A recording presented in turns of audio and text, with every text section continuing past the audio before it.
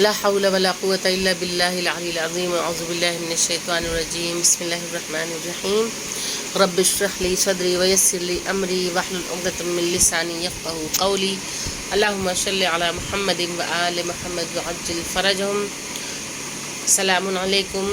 آج کا ہمارا موضوع درس مختصر حالات زندگی امام محمد باقر علیہ السلام ہے. درس نمبر 7 اور جس کی PDF آپ لوگوں کو بھیجا جا چکا ہے. اس کا آپ لوگ اس کو پڑھ کے اس کی آڈیو بنا کے ہمیں ضرور بھیجیے گا. تو درس کا آغاز کرتے ہیں. زندگانی امام محمد باقر علیہ السلام کے بارے میں مختصراً مطالعہ کرتے ہوئے. آپ کی ولادت یکم رجب المرجب سن 57 یعنی کہ 57 ہجری کو جمعے کے دن مدینہ منورہ میں ہوئی. آپ کی شہادت 7 ذی الحجہ سن 114 ہجری بروز دوشنبے کو مدینہ منورہ میں ہشام بن عبد الملک ملعون کے زہر سے ہوئی. آپ کی قبر مبارک مدینہ کی مشہور قبرستان جنت البقیع میں ہے.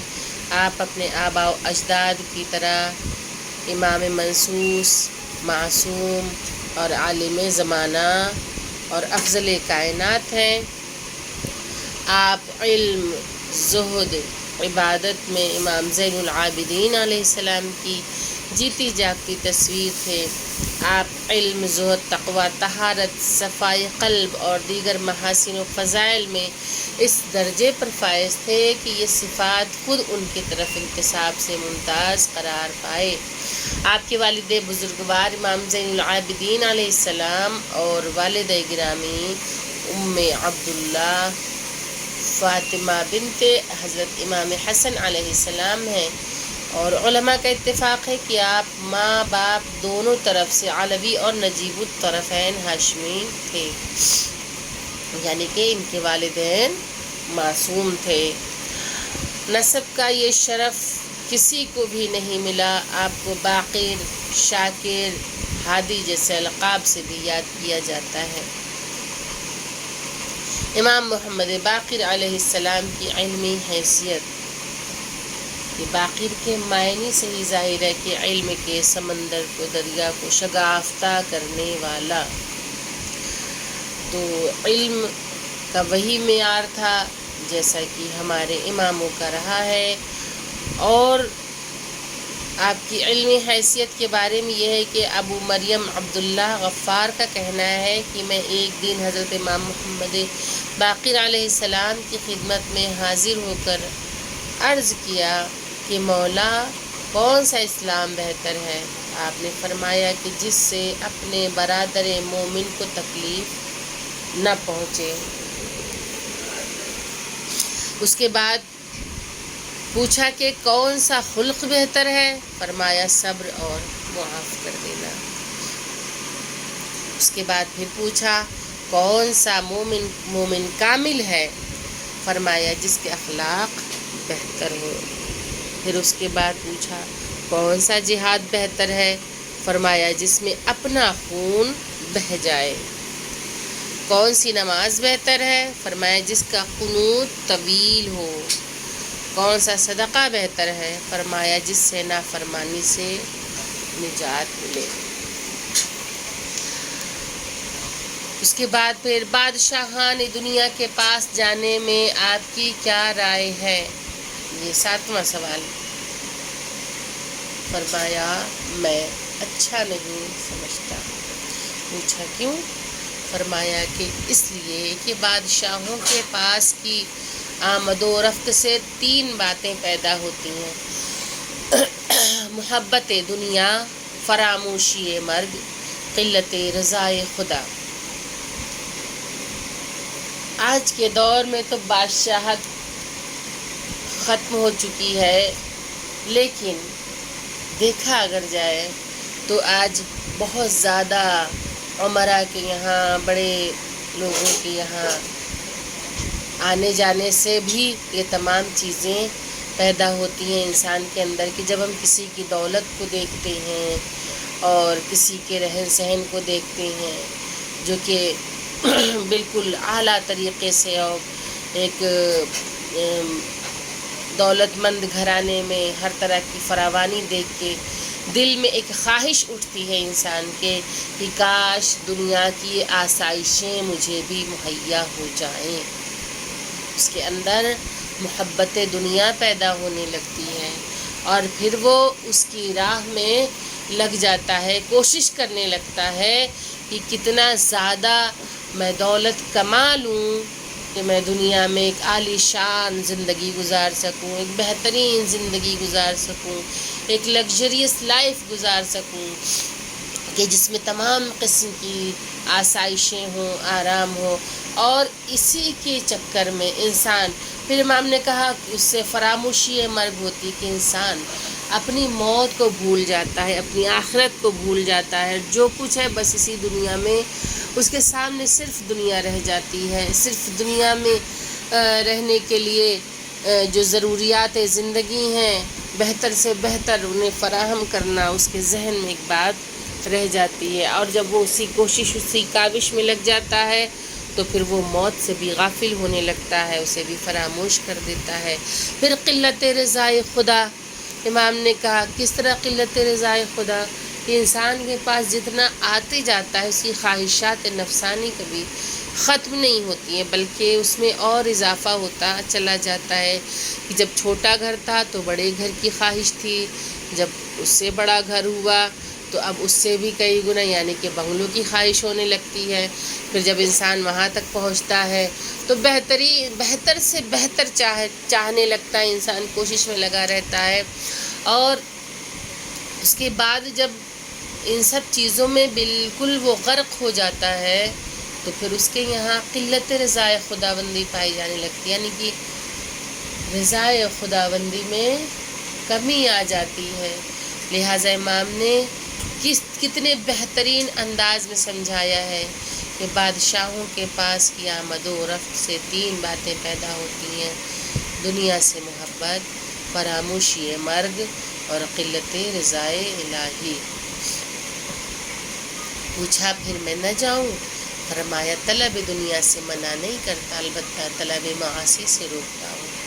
یعنی کہ گناہوں سے انسان خود کو روکے. ظاہر سی بات ہے جب یہ سب چیزیں بالکل دنیا کی محبت بالکل اگر انسان کے ذہن میں بس جائے گی تو پھر وہ گناہ کی طرف بھی جائے گا. تو امام نے کہا کہ میں طلب دنیا سے منع نہیں کرتا، البتہ طلب معاصی سے روکتا ہوں کہ تم گناہوں کی طرف مت جاؤ، خدا کی ناراضگی تم مول مت لو.